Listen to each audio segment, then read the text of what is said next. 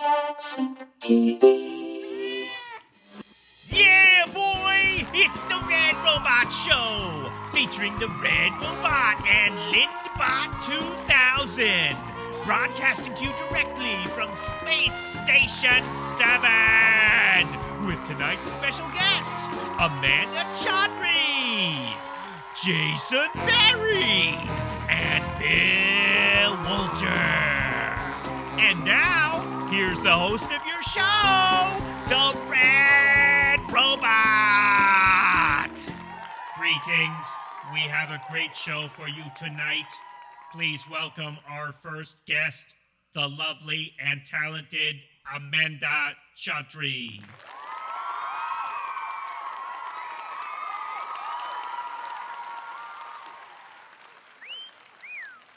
Welcome to the show.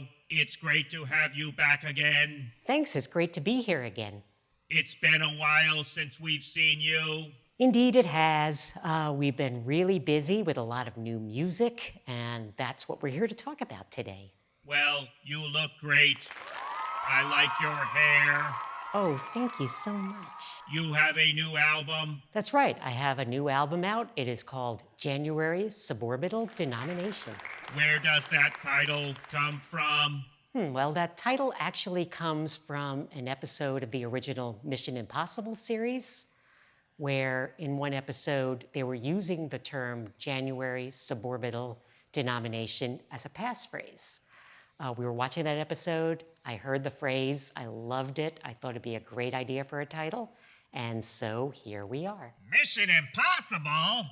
That reminds me of my ex-wife.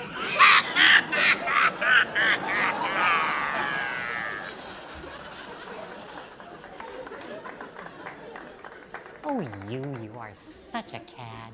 You use some of the same musicians, but you also have some new people this time. Tell us about who plays on this album. That's right, we have quite an ensemble cast of musicians here. Returning again is the rhythm section from Ornette Coleman's Primetime. We have G. Calvin Weston on drums and Jamaluddin Takuma on bass. We also have additional bass work by Brett Warren, the great Brett Warren located here in the Bay Area. So we also have Jerry King on guitar. He plays on one track that we co-composed. We have Miles Boysen on various string instruments, guitar, banjo, and of course we have myself playing keyboards, synthesizers, electronics, and various other items. And on this album we have an expanded horn section. We have Scott Larson on trombone. We have Steve Adams on baritone, alto, and sopranino saxophone. Yeah, Steve Adams fans out there again. We have Joshua Marshall on tenor saxophone. Of course, he played with me in my band CDP, so he had actually already played a couple of the tunes on this album, and it's great to have him back again. We have Chris Grady on trumpet, the great Chris Grady. And last but not least, we have Jason Belinkis on clarinet. And you use some unique instrumentation as well. Tell us about that. That's right. We have some unusual instruments that I haven't used before. On steel pan, we have Jonathan Scales bringing his unique approach to the instrument to the album. And we have Evie Ladin on tap dance. Yes, we actually have someone tap dancing on one of the tracks. You have some fantastic vocals by Sammy Stevens on this album. How did her participation come about? That's right. It's actually kind of an interesting story. We saw Sammy Stevens performing at the Black Cat in San Francisco, back on planet Earth.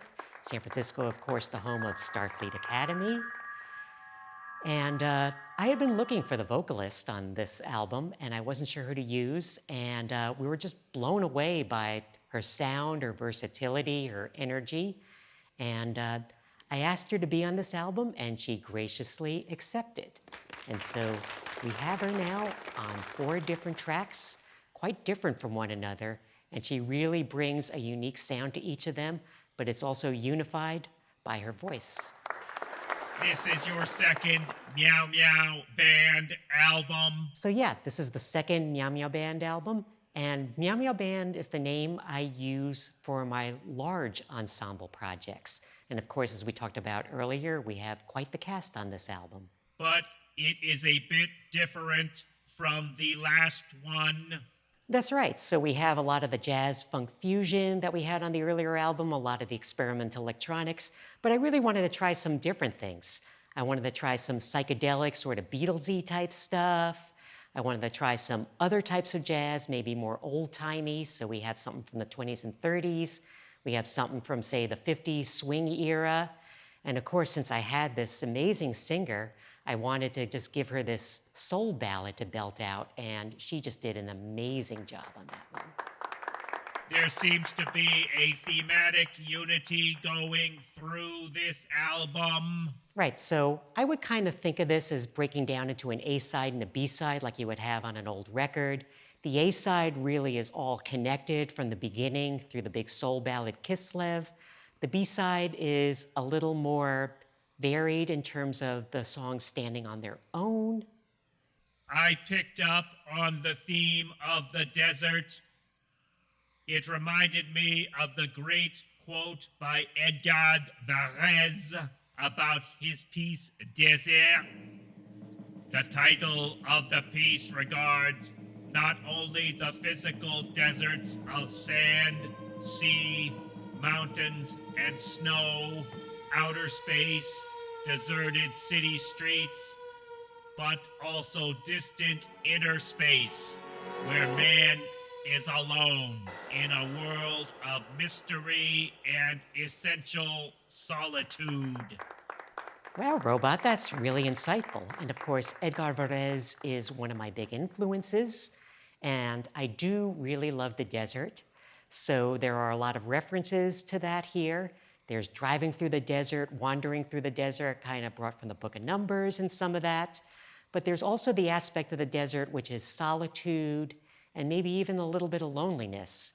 So you can hear kind of those aspects going through the lyrics in all the tunes. Even in the final tune on the B-side, Mr. Brushies, it has this sort of happy vibe to it, but underneath it you can hear a little bit of melancholy as well. So that is kind of a through theme that goes through all of the songs here.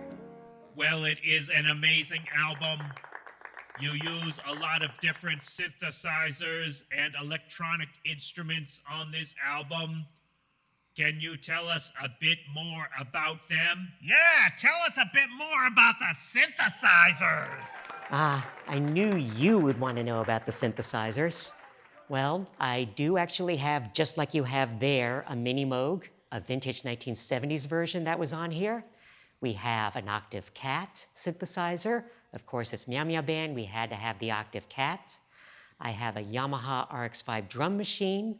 But then I also have a modular synthesizer, which is too many modules for us to talk about here. Maybe we'll come back and do that another time.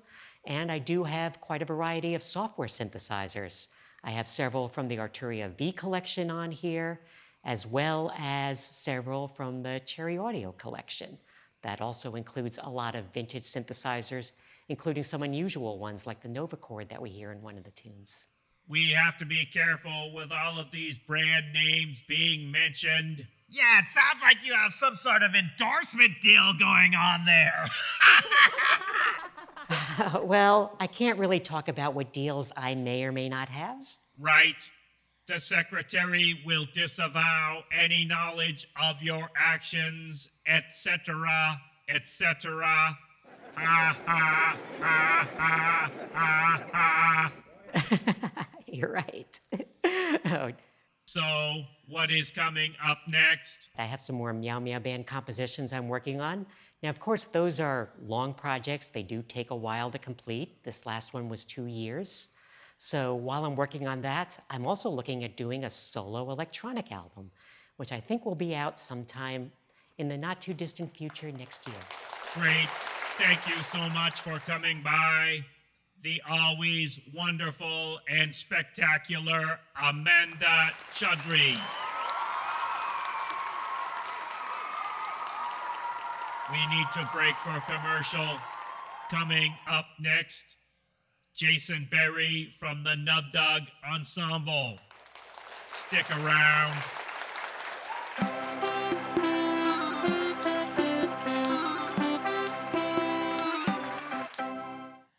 Take the CatSynth experience home with you.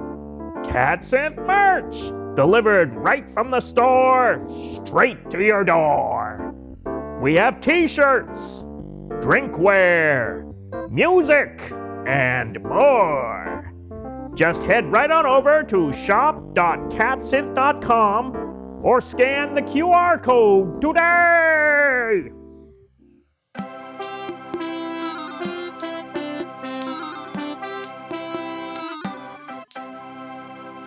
And we're back. Joining us once again, my very good friend and frequent guest to this show, Jason Berry.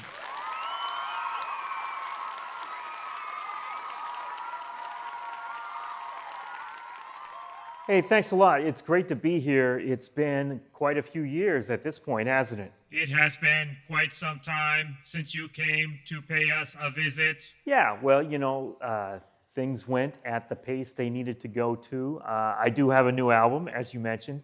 This album is the third full-length Nubdug Ensemble album, and so we're calling it Third. Third? Wow, creative title, genius. Well, think of it this way. It's kind of like issues of a magazine, right? It's always the same name, but this is the third issue. So, okay, wise guy. You know what I mean?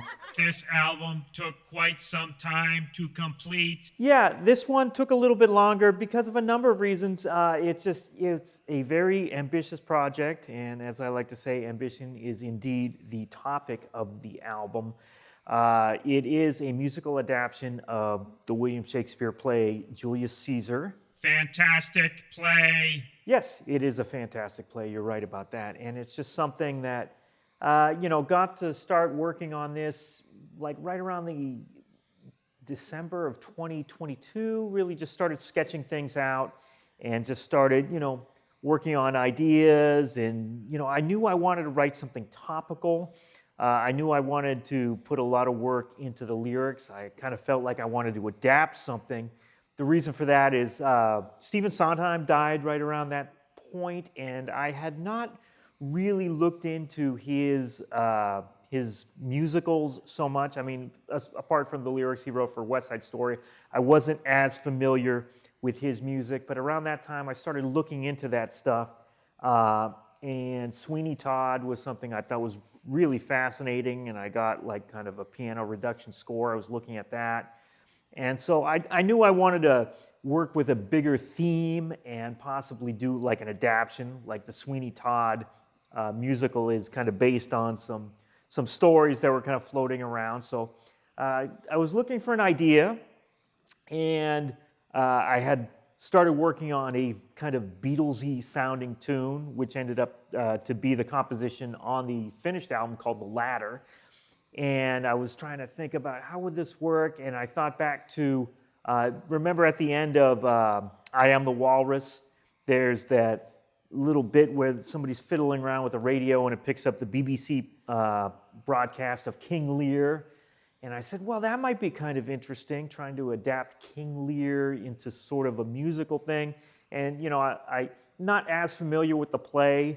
I'm more familiar with Akira Kurosawa's adaptation of it, if you will, the film Ran. So I got the play, and I looked at a production of it, and it's like, I don't know this as well. This is going to be kind of difficult. But it hit me at that point, the Shakespeare play that I do know fairly well is Julius Caesar, because, I'm a huge Marlon Brando fan. Marlon Brando is also the title of a composition on Amanda's album, isn't it? That's right. It does tie into Amanda's album, as you said there, because Marlon Brando, the composition, et cetera, et cetera. But we'll get a little bit more to that later. Thank you for pointing that out. But, the 1953 film with Marlon Brando, James Mason, John Gielgud, et cetera, I think is just incredible adaptation. I said, well, I could make that because I had actually tried to adapt it years earlier. You know, I'm an illustrator, I do kind of comic strips. I had an idea in my mind that I was going to adapt Julius Caesar as a daily comic strip for a comic strip I do called The Mensa Cats, and got a little bit of work done on that, what, 6, 7 years ago, whatever it was, and then it was like, this is way too much work. So I kind of abandoned it, but it's like, I do know the play fairly well, so that's where the idea for that came. For the musicians, you use quite a large cast of characters this time. Yeah, well, it is a big undertaking, and yeah, there is a large cast of characters, as you said, using a lot of the same musicians that Amanda mentioned earlier. But you know, just to kind of break it down, G. Calvin Weston on drums once again, the Prince of Percussion. You know, saying the Duke of the Drums. You know what I mean? The ultimate.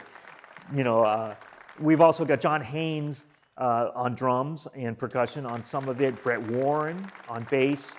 Amanda on the keyboards and programming synthesizers, myself doing a lot of that stuff as well.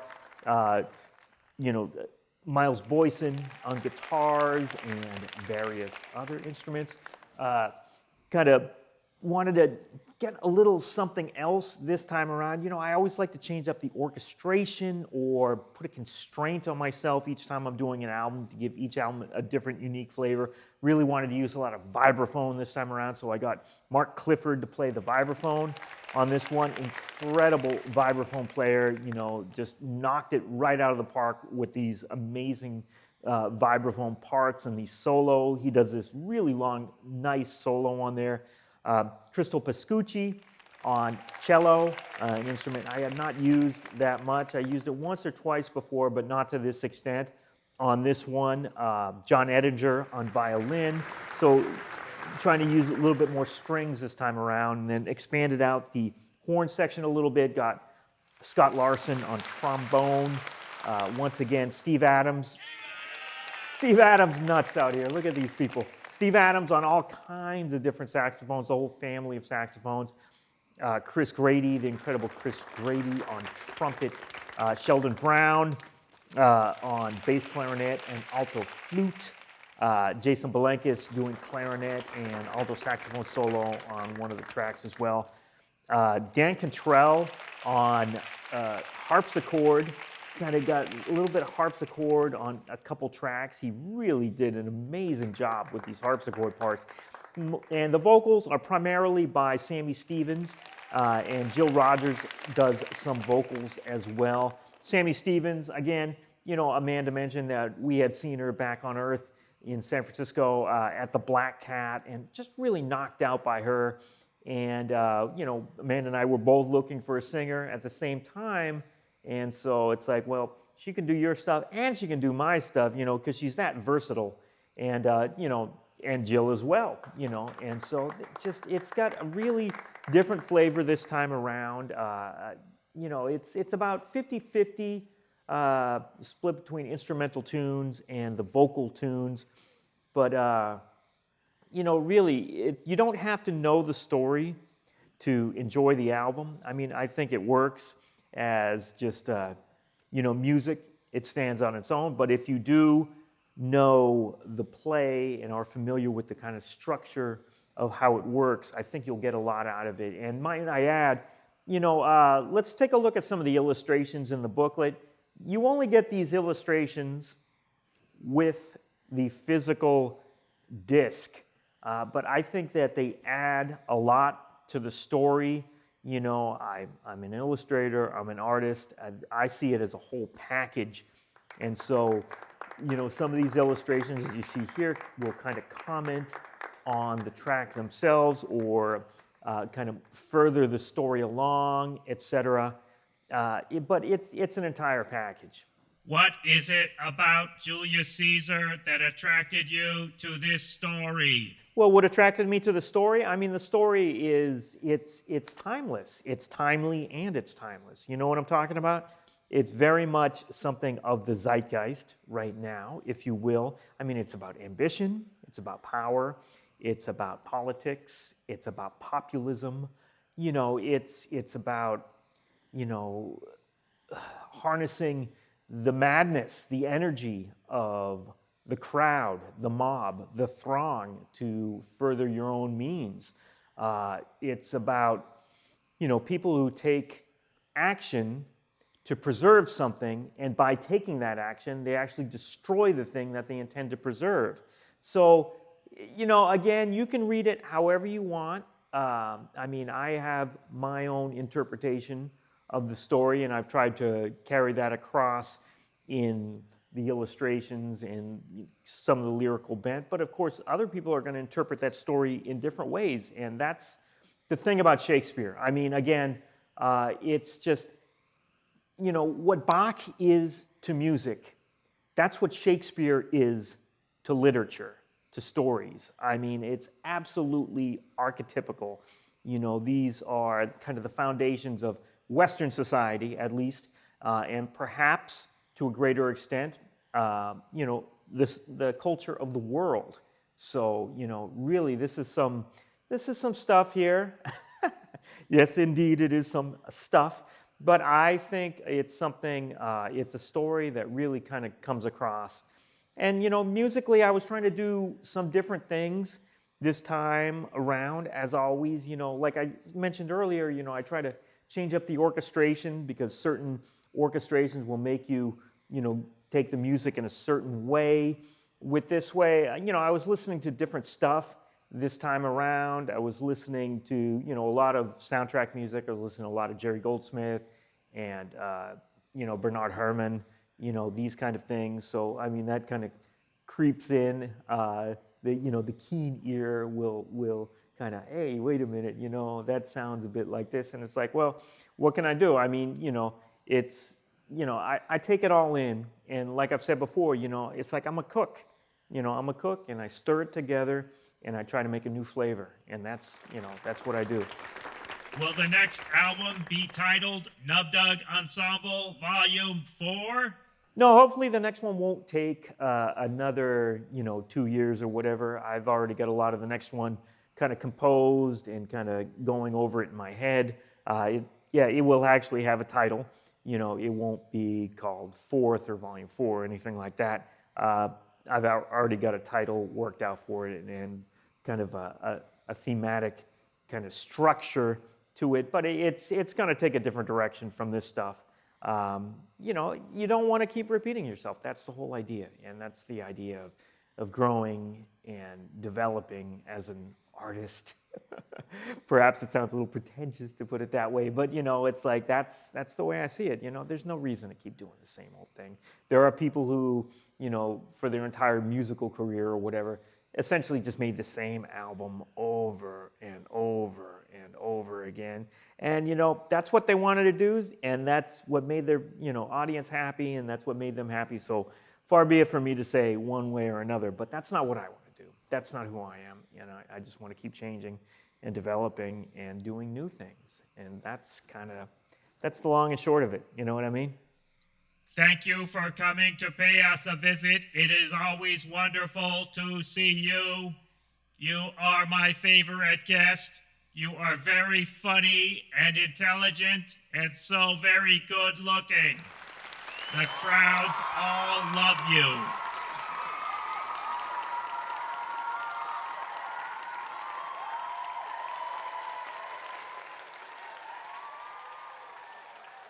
Well, thanks a lot. Thanks to all of you, and thank you, Amanda. You know what I mean, for doing your thing. And so, we'll see you all next time. We need to break once again for a word from our sponsors. Coming up next, Bill Wolter. Please stay tuned.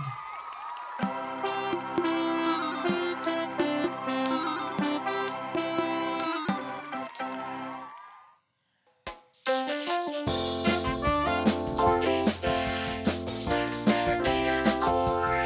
Gonna have some corn-based snacks that are made out of corn. Have you heard? Say the words, spread the good news today. Have some corn-based snacks and chase the blues away. One great thing about corn-based snacks is that they're snacks that are made out of corn. snacks! Snacks that are made out of corn!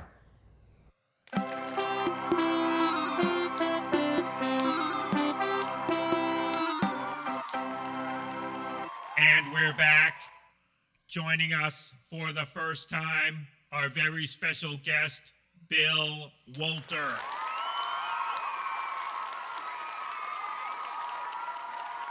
Thank you so much for having me. It's great to be here on Space Station 7.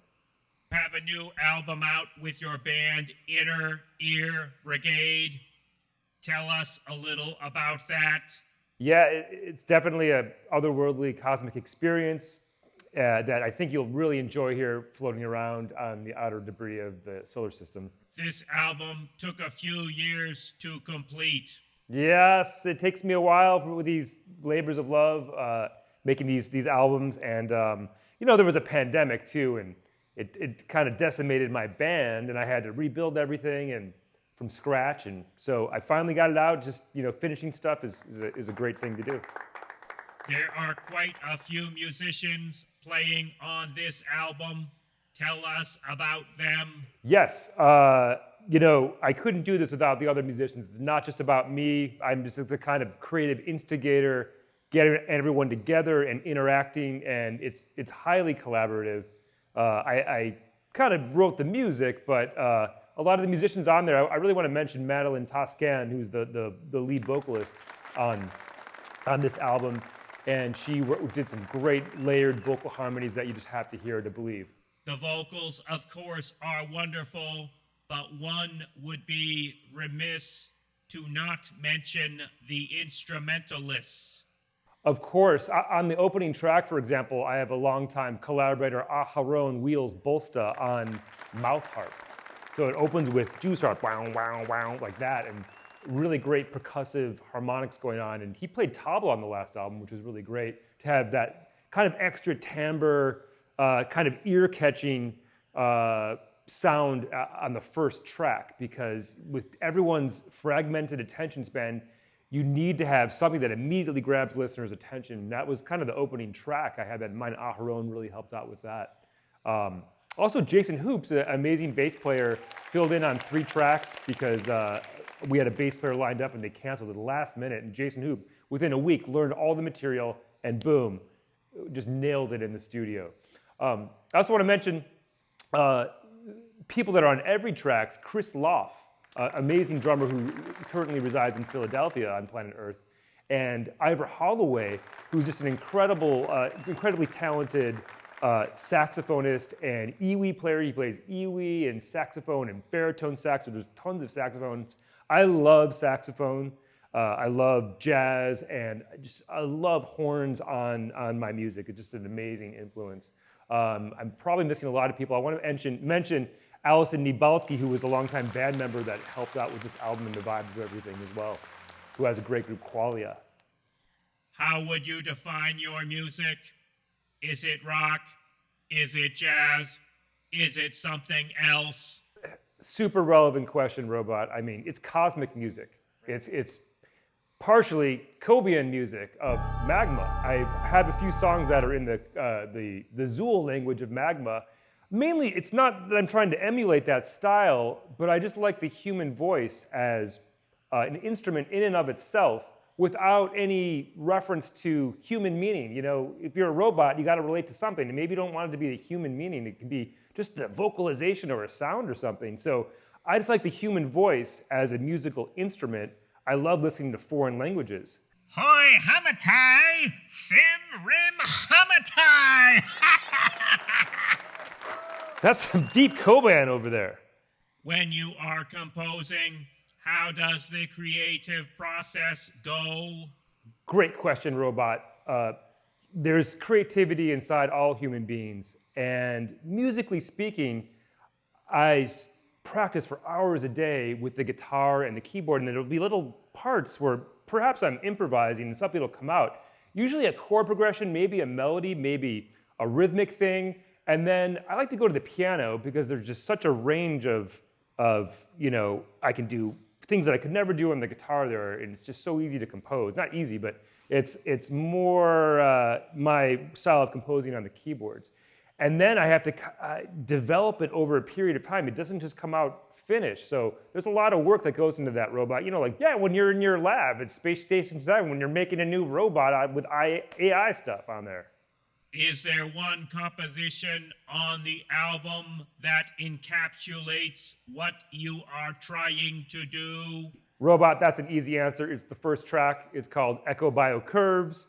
And what is Echo Bio Curves? I'm not even sure. I think it's, you know, these silly humans are on planet Earth. They're multicellular organisms, like in a petri dish on this planet Earth. They just want to expand and grow and just consume resources of the planet. And Echo Bio Curves is perhaps about that in a subtle way. Maybe it's the economy of constant growth of capitalism. Maybe it's the biology of constant growth and expansion. And then the curve is, if you plop it out in a line, and it's how is that growing? It's something for us to think about as humans. As do we want this endless growth in our economic system, that perhaps is related to our biology? So that's the one track I'd really start out with. That's the one track that's streaming on Bandcamp right now up here on Space Station 7. If you wanted to hear it and check it out, I would recommend doing that. And you know, maybe robots or Lyndebots have some ideas on how us humans can better survive with our biology and our economy. Tell us about the fantastic artwork on your new album. You know, I find these amazing artists on planet Earth on Instagram usually, and I feel very insecure about approaching them. You know what I'm saying? I'm like, these are amazing artists. Would they want to work with me? And you approach them, they're like humans. They're not robots. And they're like, sure, you can license my artwork. This art is amazing. It's by a local San Francisco artist named Tino Rodriguez. And they do a fantastic job. It's sort of a Latin influence, kind of magical realism type of artwork. If you check out Tino Rodriguez's artwork, you'll see what I'm saying. So I was lucky enough to license a painting of theirs. And no offense, robot, but I don't really like the AI stuff. I like working with humans. I like working with human artists and people that paint pictures with oil paints. And I like real musicians that play real instruments and not computers so much. I like the energy of humans working together. So no offense, but I like working with the humans still. No offense taken, meatbag.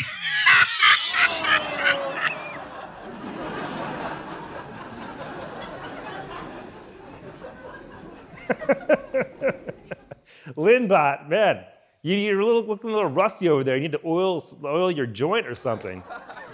I'll be oiling my joint after the show, honey.